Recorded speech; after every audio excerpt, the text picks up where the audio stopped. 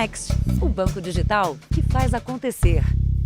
Olá, boa noite. Boa noite. A polícia de São Paulo procura por criminosos que bloquearam uma rua para abordar um motorista num carro de luxo. Câmeras de segurança têm registrado a ousadia deste tipo de ação, inclusive em bairros de alto padrão da capital paulista. Tarde de domingo, o que parece uma movimentação comum vira uma tentativa de assalto. O carro branco fecha a rua e tenta impedir que o veículo importado fuja.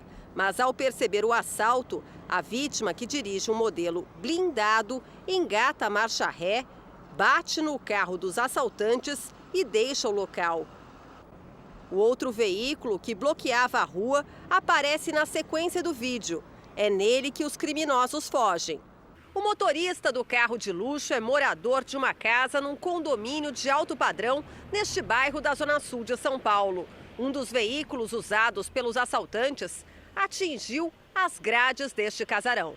Vigilantes que trabalham na rua dizem que minutos antes os mesmos suspeitos teriam tentado roubar uma moradora a menos de 1 quilômetro do local. Tentaram praticar o assalto e não conseguiram, porque ela se assustou, fez o alarme, aí os bandidos ficaram apavorados e já fugiram. Num bairro próximo aconteceu uma ação parecida. Um carro de luxo branco roubado para no meio da rua. Um homem sai e anuncia o assalto. Os criminosos roubaram esse veículo cinza que aparece no vídeo.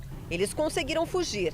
Horas depois, a polícia prendeu um suspeito e os 2 veículos foram recuperados. Veja agora outros destaques do dia.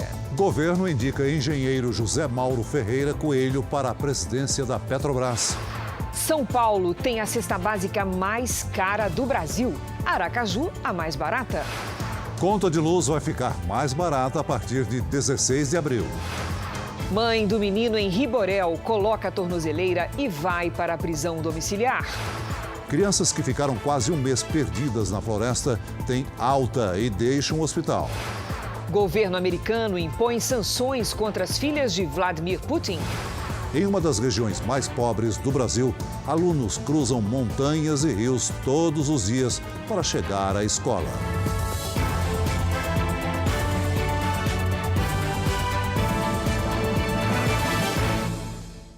Oferecimento Bradesco. Dinheiro na conta em 3 cliques pelo app.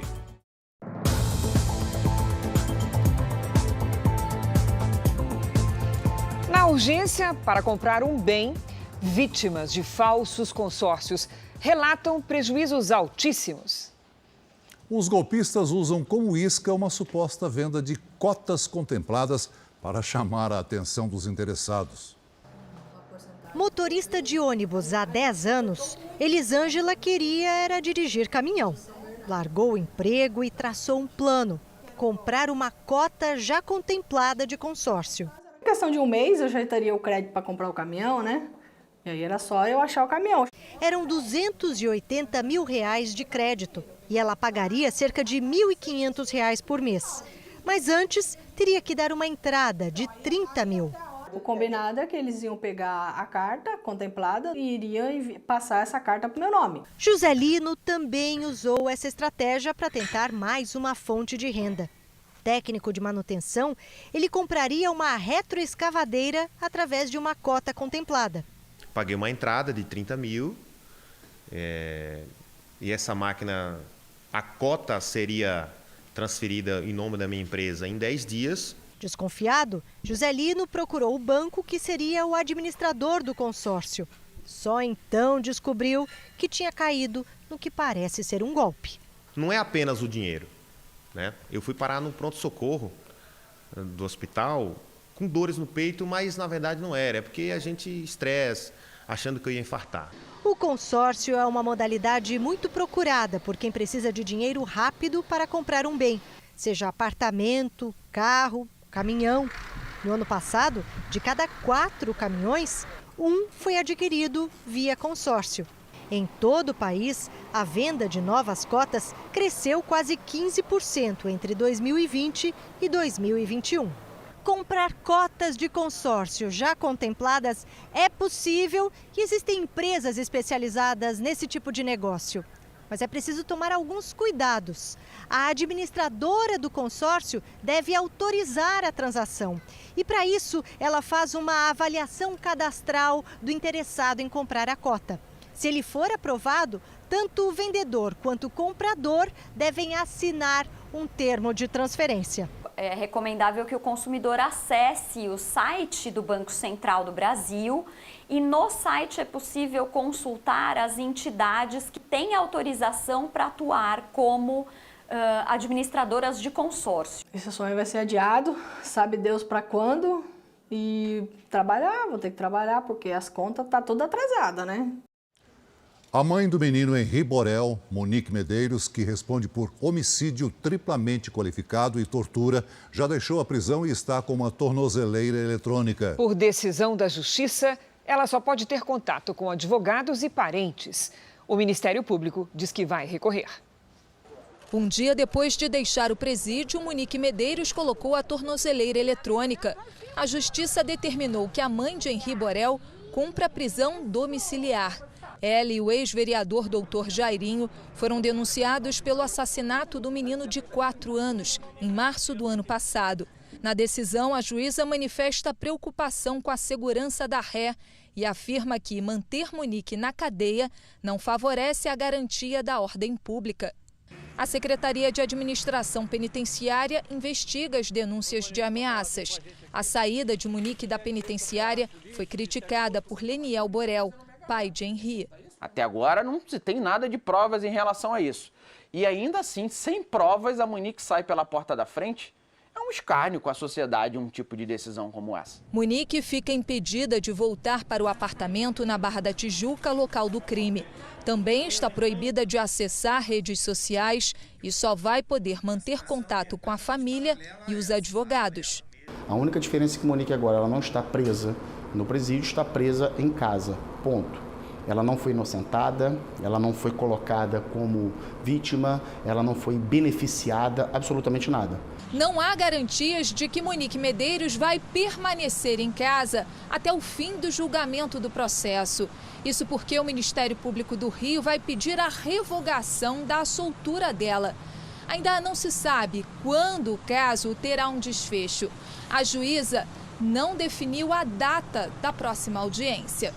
A juíza manteve a prisão de Jairinho, padrasto da criança. O ex-vereador ainda não foi ouvido pela Justiça. Um sentimento de indignação muito grande, como pai, como ser humano e como cidadão.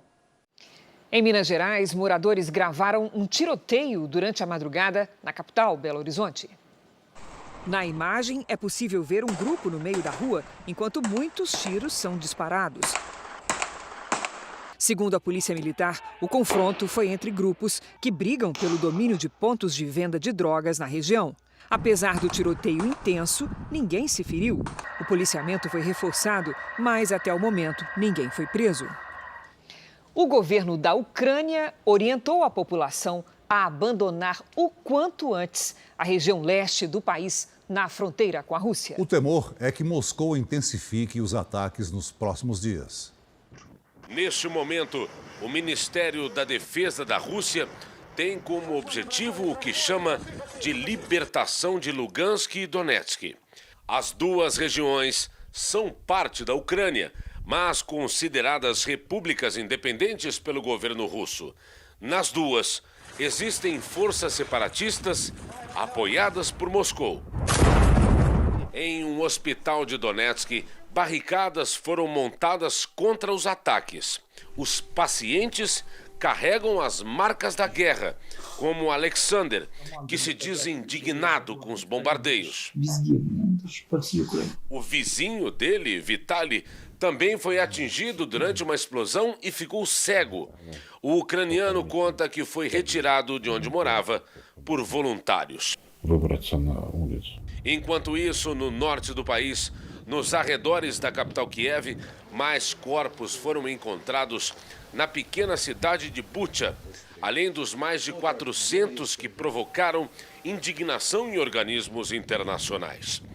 Para o Alto Comissariado da ONU de Direitos Humanos, os civis foram atacados de forma intencional. Vladim, morador de Bucha, diz que teve medo de sair de casa durante a ocupação pelos soldados russos. O meu vizinho tentou fugir e acabou atingido, é o que conta ele. Já na Rússia, as pessoas dizem não acreditar no massacre. Para esta mulher, é preciso uma investigação para determinar o que realmente aconteceu. A porta-voz do Ministério das Relações Exteriores russo afirmou que a situação em Bucha é uma encenação para atrapalhar as negociações de paz e justificar mais sanções econômicas contra o país. Em resposta aos ataques de Moscou, amanhã a Assembleia Geral da ONU fará uma votação sobre a suspensão da Rússia do Conselho de Direitos Humanos da organização. O pedido foi feito pelos Estados Unidos e pelo Reino Unido. A embaixadora americana na ONU disse que a participação da Rússia no Conselho é uma farsa e que isso prejudica a credibilidade da organização. Já o governo russo afirmou que uma eventual suspensão será vista como um gesto de inimizade dos Estados Unidos e haverá uma consequência nas relações entre os dois países. E os Estados Unidos anunciaram novas sanções à Rússia pela invasão à Ucrânia. As punições atingem até as filhas do presidente Vladimir Putin. A Casa Branca anunciou o bloqueio de todo o dinheiro de origem russa em operações bancárias no território americano. O Sberbank, que é o maior banco da Rússia, é um dos atingidos. Eles não poderão fazer nenhum negócio aqui, disse o presidente Biden. As sanções têm como alvo também pessoas próximas a Vladimir Putin, inclusive as filhas do presidente. O líder russo nunca confirmou oficialmente a identidade das duas filhas. Maria e Katerina são casadas e estão na faixa dos 30 anos. Vladimir Putin já disse em uma entrevista que também tem netos. Ele e a ex-mulher Lyudmila se divorciaram em 2013. Segundo o governo americano, Putin usa a família para esconder a própria fortuna. A esposa e a filha do ministro das Relações Exteriores da Rússia também estão incluídas na medida. Na prática, elas serão cortadas do sistema financeiro americano e terão os bens congelados. O governo russo ainda não comentou as novas sanções. Já a União Europeia pediu aos seus países membros que cortem as compras do carvão russo e fechem as portas para navios vindos do país. Aqui no Brasil, durante uma audiência no Senado, o ministro das Relações Exteriores, Carlos França, classificou a invasão da Ucrânia como inadmissível. A agressão é inadmissível. No momento em que há o conflito armado, a invasão do território, nós entendemos que a Rússia cruzou uma linha vermelha. Quanto a isso, não há dúvida. Veja a seguir. Governo indica especialista e ex-secretário do Ministério de Minas e Energia para a presidência da Petrobras. E na série especial, numa das regiões mais pobres do Brasil, alunos precisam caminhar por horas para chegar à escola.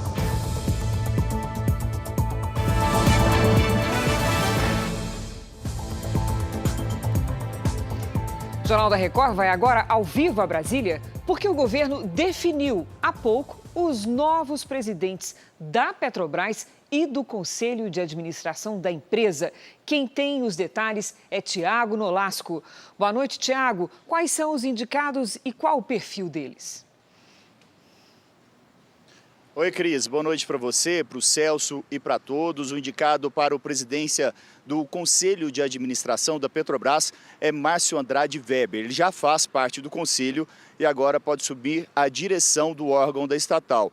Já para a presidência da Petrobras, o indicado é José Mauro Coelho. Ele foi secretário de Petróleo, Gás Natural e Biocombustíveis do Ministério de Minas e Energia, mas saiu do cargo em outubro do ano passado. Agora voltará numa função mais importante, presidente da maior empresa do país. Para assumir as funções, os dois ainda precisam passar pela aprovação da Assembleia Geral da empresa, que está prevista para ser realizada na semana que vem, na quarta-feira. Antes da divulgação dos indicados, foi um dia de intensas reuniões aqui em Brasília, o presidente Jair Bolsonaro chegou a receber pelo segundo dia consecutivo o presidente da Câmara dos Deputados, Arthur Lira. É com vocês em São Paulo. Obrigada, Tiago. A Agência Europeia de Medicamentos diz que é cedo para indicar a 4ª dose da vacina contra a Covid-19 para a população em geral. A indicação da agência continua sendo para que apenas idosos com mais de 80 anos tomem a 4ª dose do imunizante. Esse é um dos destaques do portal R7. Para ler essa e outras notícias, acesse r7.com. Em Israel, a coalizão de governo liderada pelo primeiro-ministro Naftali Bennett perdeu a maioria no parlamento após a saída de uma única deputada. No momento, a aliança governista tem 60 cadeiras, uma a menos que o necessário para ter maioria parlamentar. Se a situação não for resolvida, o governo terá dificuldade em aprovar leis, o que, na teoria, pode levar até a convocação de novas eleições. E aqui na América Latina, os protestos contra o presidente Pedro Castillo continuam a se espalhar pelo território peruano. Desde o início das manifestações, 4 pessoas morreram. Hoje aconteceram novos tumultos e pelo menos 11 manifestantes ficaram feridos. O governo decretou estado de emergência e chegou a anunciar um toque de recolher, mas voltou atrás. Os protestos são motivados pelo aumento nos preços dos combustíveis e dos alimentos. Veja a seguir, família de influenciador digital Rodrigo Mussi é vítima de tentativa de golpe. E na série especial, a história de Marcos, o garoto que acorda antes das 5 da manhã e cruza montanhas para chegar à escola.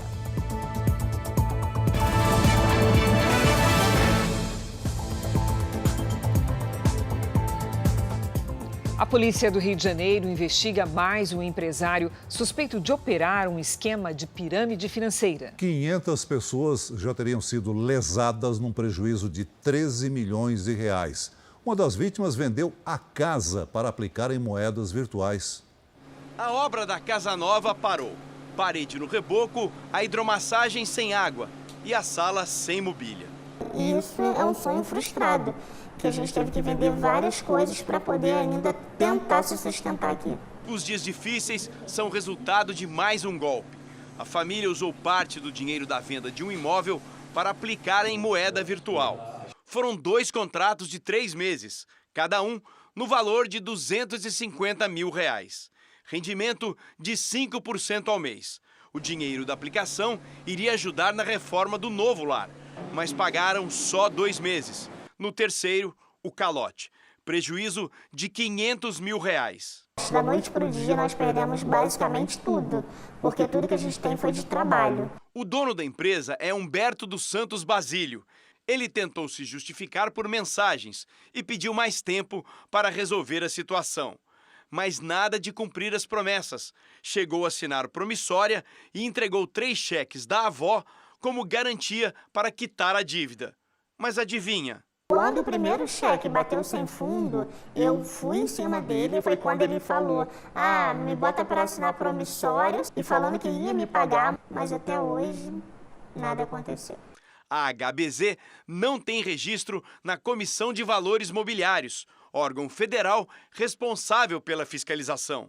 As denúncias contra o dono da HBZ estão se acumulando. Há indícios de pirâmide financeira. Os rendimentos deixaram de ser pagos pouco depois que um grande golpista foi preso.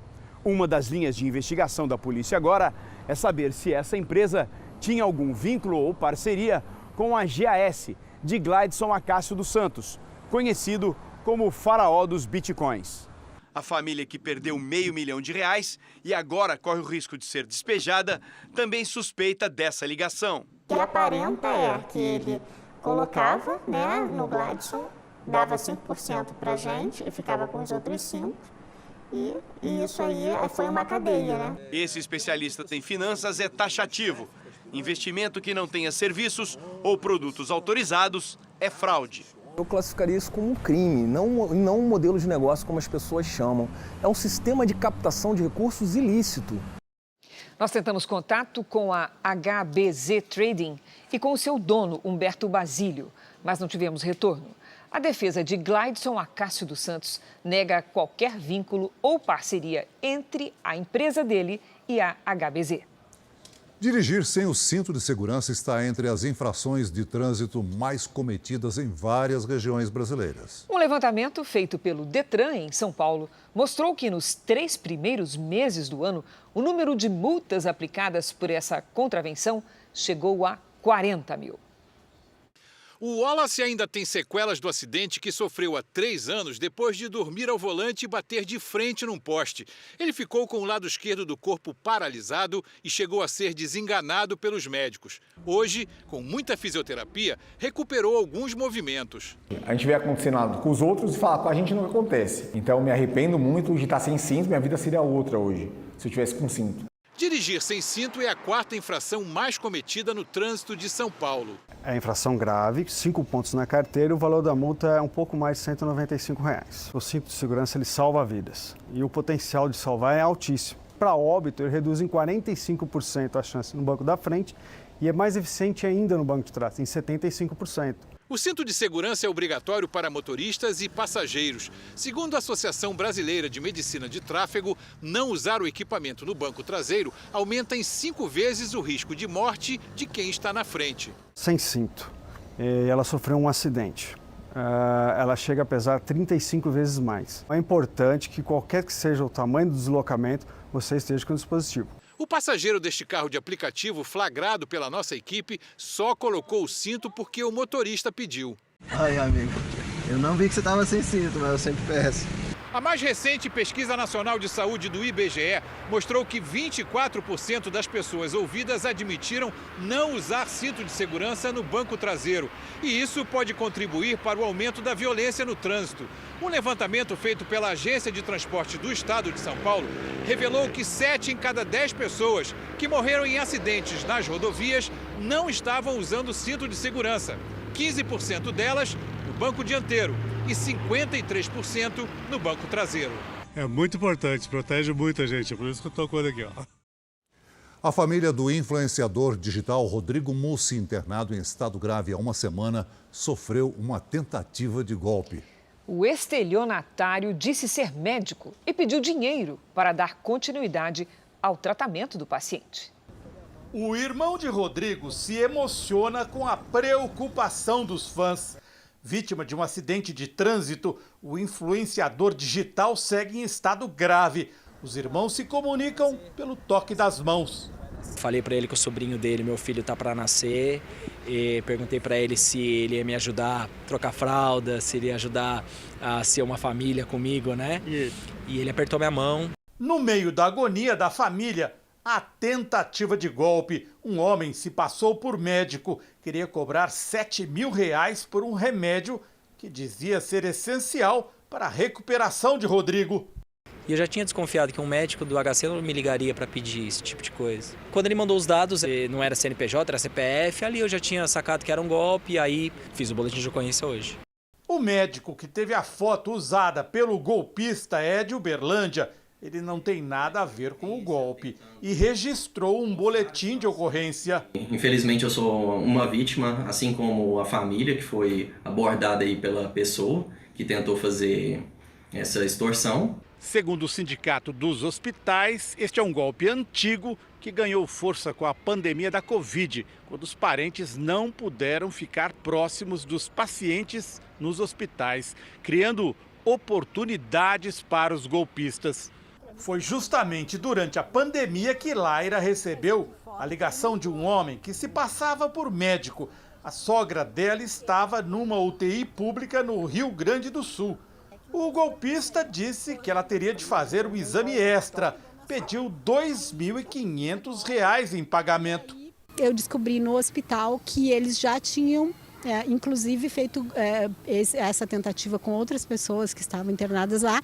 E parece que 2 pessoas tinham caído no golpe naquele mesmo dia. O Hospital das Clínicas, onde Rodrigo está internado, esclarece que é uma entidade pública e não cobra pelos procedimentos ou medicamentos dos pacientes em tratamento. Os hospitais particulares também dizem não fazer esse tipo de abordagem.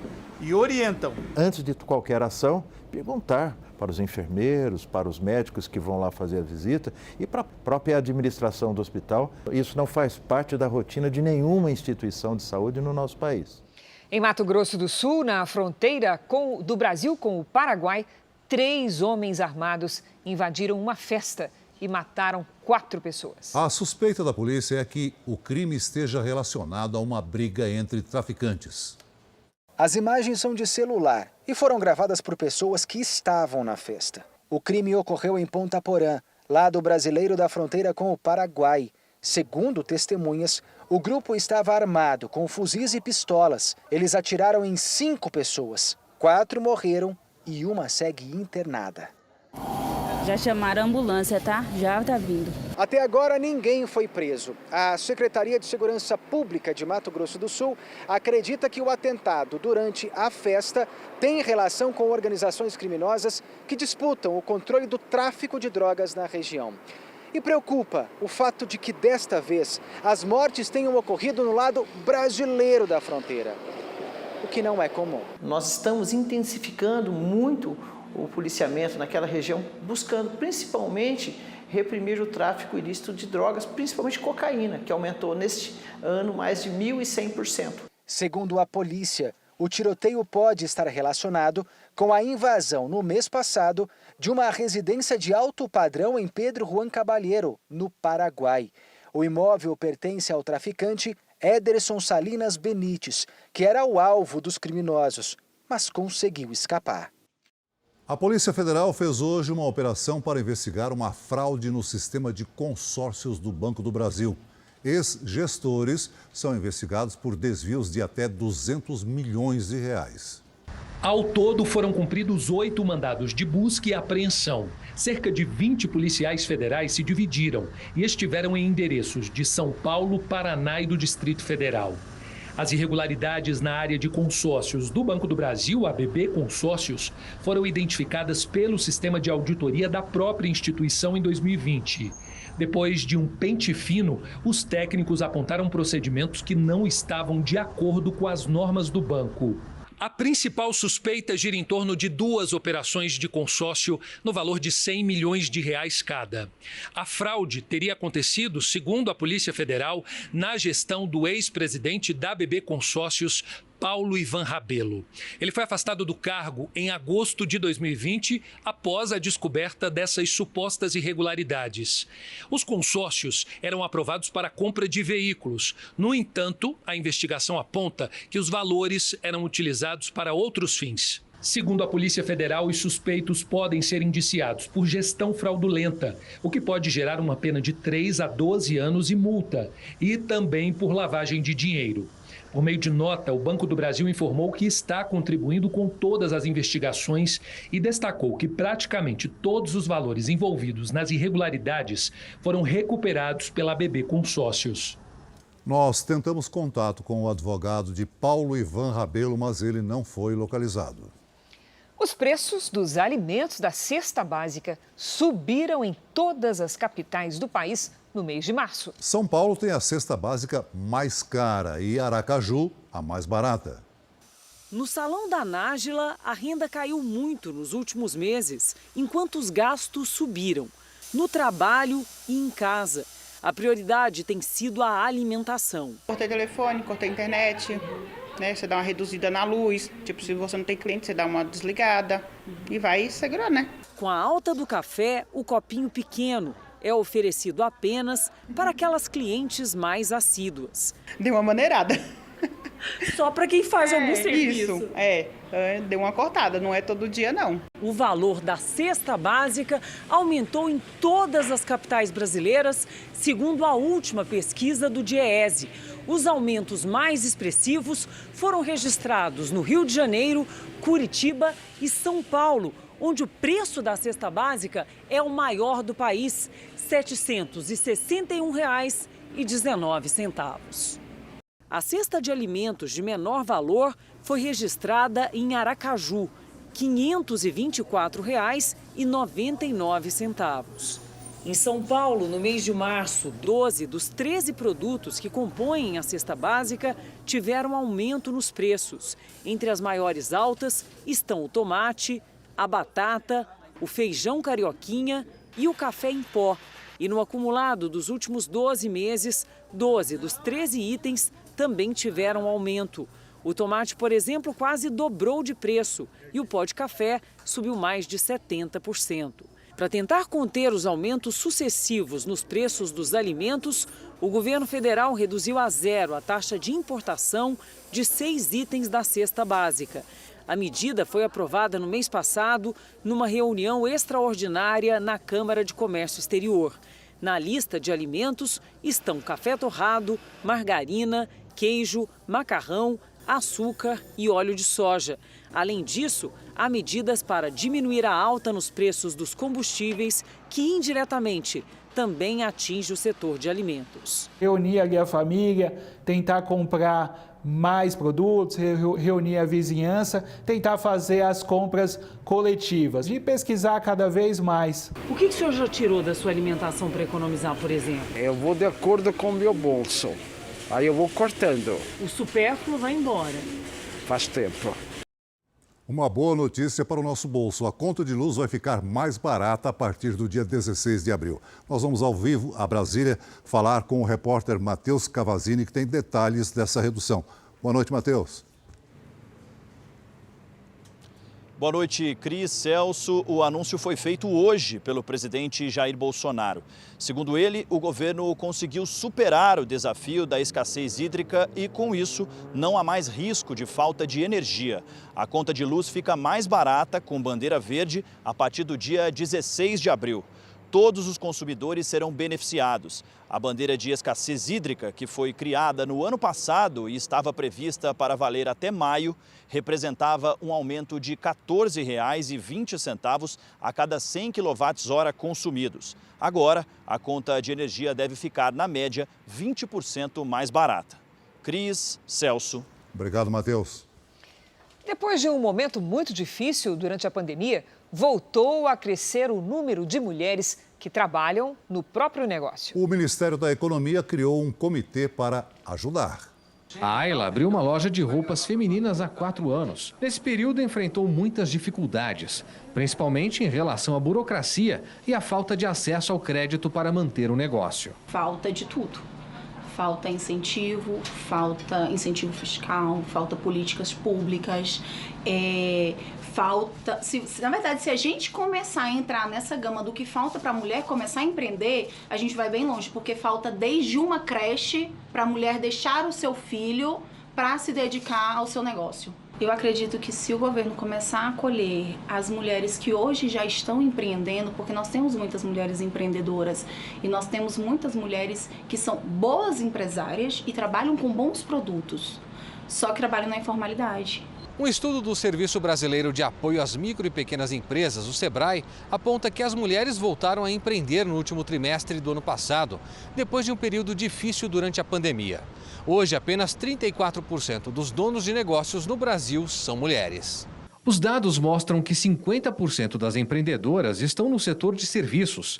89% trabalham sem funcionários e mais da metade tem renda de até um salário mínimo. Pensando nesse grupo, o governo federal criou um comitê para ajudar. As ações envolvem o aumento do crédito, treinamento e orientações sobre como abrir e manter um negócio. A primeira reunião do comitê aconteceu hoje. Então, quando a gente olha para todas essas políticas, estamos falando de quase 100 bilhões de reais em crédito disponível, que estará disponível, enfocado em micro, pequenos empreendedores nos MEIs, a gente está dando um recorte para a gente capacitar, encorajar e dar apoio para as mulheres, para elas realizarem seus sonhos e entrarem nessa trilha de empreendedorismo, por isso que a gente chama de uma jornada e não um ato só. No noticiário internacional, um homem morreu após bater o carro no portão da Embaixada da Rússia em Bucareste, na Romênia. Um vídeo gravado antes da chegada do resgate mostra o carro em chamas. O veículo ficou preso no portão da embaixada. Testemunhas relatam que o choque foi seguido de uma explosão. A polícia ainda investiga se a batida foi proposital ou acidental. O país havia anunciado ontem que expulsaria 10 diplomatas russos. A polícia prendeu uma quadrilha que aplicava golpes financeiros pelos aplicativos de mensagens em vários estados. É o segundo dia seguido em que esses criminosos são alvo das autoridades. 7 mandados de prisão foram cumpridos em Cuiabá e Várzea Grande, no Mato Grosso. Os policiais também recolheram documentos e equipamentos eletrônicos. Segundo a investigação, os criminosos usavam os dados pessoais de vítimas para aplicar golpes financeiros pela internet. A clonagem de perfis nos aplicativos de mensagens é o meio mais usado pelos criminosos para invadir a privacidade das vítimas. Segundo o Ministério Público, 25% dos crimes cibernéticos registrados em Minas Gerais são cometidos dessa forma. O Jornal da Record mostrou ontem que 33 suspeitos foram presos em Goiás pelo mesmo crime. Inclusive pessoas que ganhavam comissão para emprestar dados bancários e receber os depósitos. Segundo a polícia, 200 contas foram bloqueadas. Se a vítima nos trouxer a tempo os dados, ela nos permite ações como a de hoje, que além das prisões e mandados de busca e apreensão, conseguiram um bloqueio no valor de 1,8 milhão de reais, exclusivamente para ressarcimento das vítimas. Só em Minas Gerais foram cerca de 40 vítimas. Valesca teve o celular clonado e conta que os bandidos enviaram mensagens aos contatos dela pedindo dinheiro. Um amigo e a enteada tiveram prejuízo de mais de R$ 4.000. Alguém tem que fazer alguma coisa, porque a gente fica nas mãos de pessoas golpistas. Os 2 irmãos que ficaram 27 dias perdidos na floresta amazônica deixaram hoje o hospital. Notícia boa, né, Celso? Você acompanhou aqui no Jornal da Record. Foram 3 semanas internados para que pudessem se recuperar do estado grave de desnutrição. Nos olhos dos pais de Glaucon e Gleison Ferreira, de 7 e 9 anos, um misto de alívio e felicidade. Os irmãos desapareceram no dia 18 de fevereiro, quando saíram de casa para caçar passarinhos, no município de Manicoré, a 390 quilômetros de Manaus. Foram 27 dias perdidos na floresta amazônica. O Corpo de Bombeiros já havia encerrado as buscas quando os 2 foram encontrados por um agricultor em uma região cerca de 35 quilômetros da área onde eles moram. As crianças estavam em estado de desnutrição e com problemas nos rins. Os irmãos indígenas foram trazidos para Manaus e ficaram 21 dias internados no Hospital da Criança. Nesse período, receberam cuidados da equipe médica para superar o estado grave de desnutrição e desidratação. O caçula Glauco foi internado com 12 quilos e saiu com 18. Gleison, o irmão mais velho, estava com 18 quilos e agora está pesando 26. Estão se alimentando já bem, né? E já podem alimentar-se com a alimentação da família, lógico, suplementado ainda com algumas vitaminas. Na semana que vem, os 2 voltam para casa em Manicoré. Antes, terão a agenda cheia de homenagens. Elas vão direto para Casai, para a Casa de Saúde do Índio, e após isso eles estarão recebendo, de acordo com o comandante de terra, uma homenagem do SIGS, e após isso, acredito que na terça-feira a gente esteja junto com o Dr. Anuar fazendo a entrega dessas crianças lá na aldeia Palmeira, no Lago do Capanã Grande. Em São Paulo, caminhoneiros enfrentam um congestionamento de quase 20 quilômetros na rodovia Anchieta, sentido litoral paulista. De acordo com a concessionária, a situação foi provocada por um erro no agendamento para a transferência das cargas levadas pelos caminhões para o litoral. Aos poucos, a situação começa a ser normalizada. Nós vamos voltar ao vivo a Brasília porque a Câmara dos Deputados rejeitou há pouco o pedido para votação em regime de urgência do projeto que combate as fake news. O Yuri Ascar tem as informações. Boa noite, Yuri. Como é que vai ficar o projeto agora? Boa noite, Cris. Boa noite, Celso. O projeto agora não vai ser analisado diretamente aqui pelo plenário. Antes, vai precisar passar pelas comissões da Casa. Foram 249 votos pela urgência e 207 contra. Faltaram 8, porque era necessária a maioria absoluta. Os defensores do projeto alegam que é preciso combater a divulgação de informações falsas e que as plataformas devem ser responsabilizadas. Elas também devem remunerar as empresas que produzem conteúdo jornalístico jornalístico. O presidente da Câmara, Arthur Lira, se reuniu com ministros do Tribunal Superior Eleitoral e recebeu o recado de que as fake news não vão ser toleradas nas eleições. A Câmara tenta aprovar o projeto o quanto antes para que o TSE não determine as regras no lugar do parlamento. Cris, Celso. Obrigada, Yuri. Os partidos União Brasil, MDB, PSDB e Cidadania se reuniram hoje e anunciaram que vão lançar em 18 de maio um nome de consenso para concorrer à presidência da República. Hoje, 2 nomes ligados a esses partidos já são pré-candidatos. E são eles Simone Tebet, do MDB, e João Dória, do PSDB. Sérgio Moro, do União Brasil, e Eduardo Leite, do PSDB, também aparecem como possíveis candidatos. A China acusou os Estados Unidos de estimular uma corrida armamentista na Ásia. Assunto para nossa correspondente Silvia Kikuchi. Vamos saber com ela o motivo do comentário chinês. Boa noite, Silvia. Quais são os detalhes? Olá, Cris. Boa noite para você, para o Celso e a todos. A crítica veio depois do anúncio americano de que o país vai desenvolver mísseis hipersônicos, ou seja, que se deslocam muito mais rápido que a velocidade do som. O Reino Unido, a Austrália também fazem parte do programa militar. E Pequim afirma que o projeto pode ampliar a quantidade de armas nucleares na região. Recentemente, a Rússia teria usado mísseis hipersônicos pela primeira vez na guerra da Ucrânia.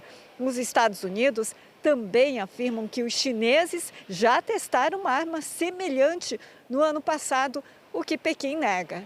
Cris, Celso. Obrigada, Silvia, e bom dia para você. O cantor Ed Sheeran venceu no Reino Unido um processo em que respondia à acusação de plágio. A música Shape of You, lançada em 2017, era o alvo do processo. A denúncia alegava que o refrão da canção, um sucesso mundial, foi retirado do trabalho de outro artista, conhecido como Sam Smith. O juiz concluiu que não havia provas de plágio, apesar das semelhanças entre as duas letras. Num vídeo postado numa rede social, o cantor britânico afirmou que acusações infundadas atrapalham a indústria musical. Quarta-feira de tempo firme em grande parte do Brasil. A umidade do ar ficou em torno de 30% em Goiás, em Minas e na Bahia. A Organização Mundial de Saúde recomenda índices de 60%. Será que até o fim do outono estes dias de tempo seco devem ser mais frequentes? Vamos falar com a Lidiane Sayuri. Boa noite, Lid. Vem seca por aí. Sim, Cris, é isso mesmo. Boa noite para você, Celso. Para quem nos acompanha, olha, no outono e no inverno a chuva diminui, principalmente no sudeste e no centro-oeste. Por isso, o ar seco ganha força e a umidade do ar cai. Nesta quinta-feira, uma frente fria avança pelo oceano e deixa muitas nuvens apenas sobre o sul do país. A chuva forte com granizo pode provocar alagamentos e ventania no Rio Grande do Sul, em Santa Catarina e no Paraná. Na região sudeste e no norte de Mato Grosso ocorrem pancadas isoladas no fim do dia. De Mato Grosso do Sul até Pernambuco, tempo quente e seco. No norte e nas outras áreas do Nordeste, aquela chuva rápida. Em Porto Alegre, dia chuvoso com 25 graus. O Rio de Janeiro amanhece com chuvisco. Depois o sol aparece e esquenta até os 29. Em Campo Grande, dia ensolarado com 34. Em Aracaju e Manaus, chuva e sol com 32. A capital paulista pode amanhecer com nevoeiro e aí já viu, vai fazer aquele calorão à tarde de 29 graus com baixa umidade do ar. Tempo Delivery. Vamos atender a Rô, que é da cidade de Birigui, interior de São Paulo. Vamos lá, Celso. Oi, Rô, tudo bem? O calor desta quarta-feira se repete até o fim de semana, viu? Os termômetros ficam entre os 33, 34 graus, com pequena chance de chuva à tarde. Tome bastante água porque à tarde o tempo fica bem seco. Lídia, agora é o Kevin da cidade de Carpina, Pernambuco. Opa, Kevin aí na tela. Seguinte, Kevin, até sábado a previsão é de sol com pancadas de chuva a qualquer hora. Por isso, principalmente à tarde, aquela sensação de tempo abafado, sabe? Na quinta e na sexta faz até 29 graus, no sábado 28. Faça como eles e participe também do Tempo Delivery pelas redes sociais. Mande a sua mensagem com a hashtag #VocêNoJR. Cris, Celso. Obrigada, Lidy. Até amanhã, Lidy. O Jornal do Record faz uma pausa de 30 segundos. E na sequência você vai ver, em uma das regiões mais pobres do Brasil, um menino precisa madrugar todo dia para chegar à escola. Numa das regiões mais carentes do país, o Vale do Jequitinhonha, em Minas Gerais, a ida à escola passa por montanhas, vales e rios. Uma jornada cheia de riscos que os pais e alunos enfrentam com determinação para conquistar a tão esperada melhoria de vida.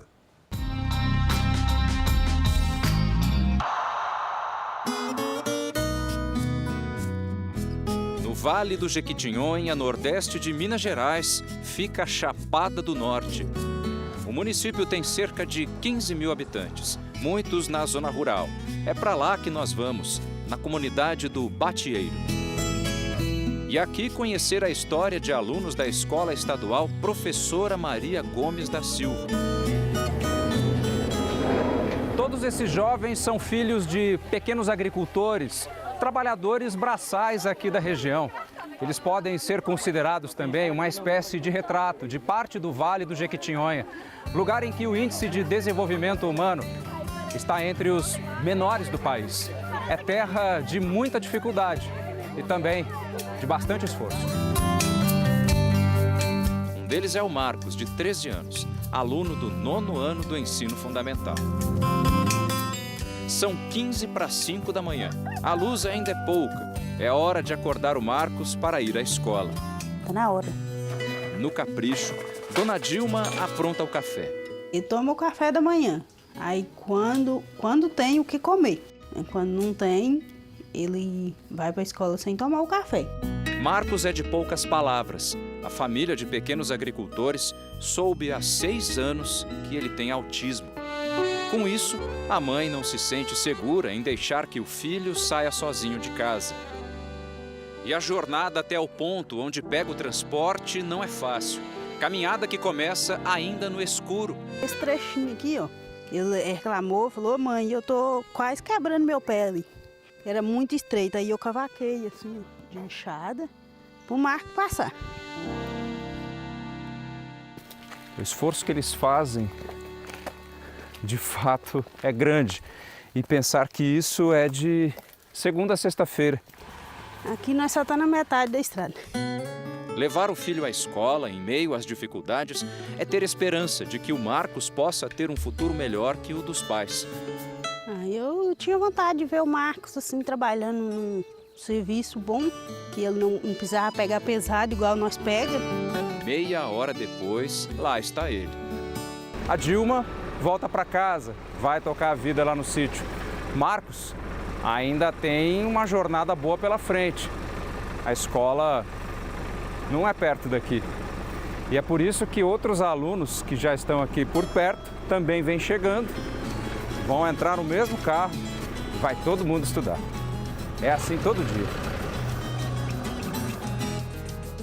Na escola, com a turma, Marcos faz as atividades na aula de história com bastante atenção. Aí tiver qualquer dificuldade, você me chama. Mas o aprendizado nessas condições, mesmo que tenha uma certa estrutura, é desafiador.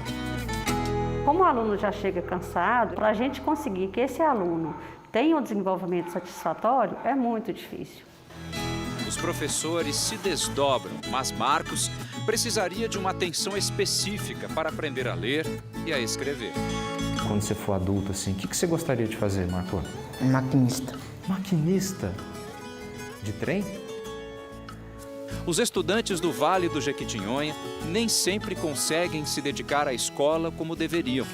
A pobreza das famílias faz com que eles tenham de ser adultos antes da hora, trocando a escola pelo trabalho duro. Vamos em frente, agora subindo as águas do Araçuaí para chegar até a casa do Adivan.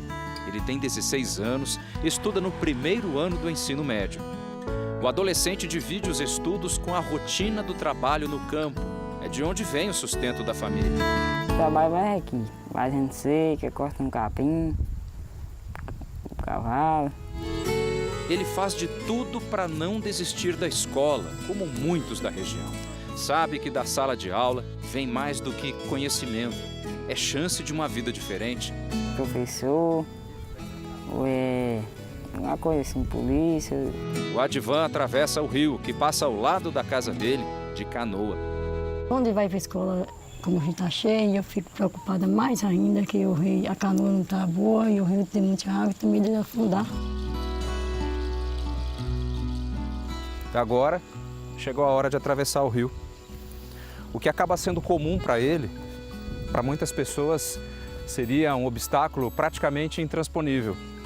Mas para essa turma que vive aqui no Jequitinhonha, se não for para o outro lado de canoa, simplesmente não sai daqui e, no caso do Advan, não tem como ir à escola. Quando o dia está meio chuvoso, com vento para lá e para cá, você não fica meio assustado, não? Quando tá trovejando, relampeando, aí fica. Sua mãe fica preocupada, né? É. O fim da travessia é o começo de uma longa caminhada. Quase meia hora depois, Advan chega ao ponto de encontro com outros alunos.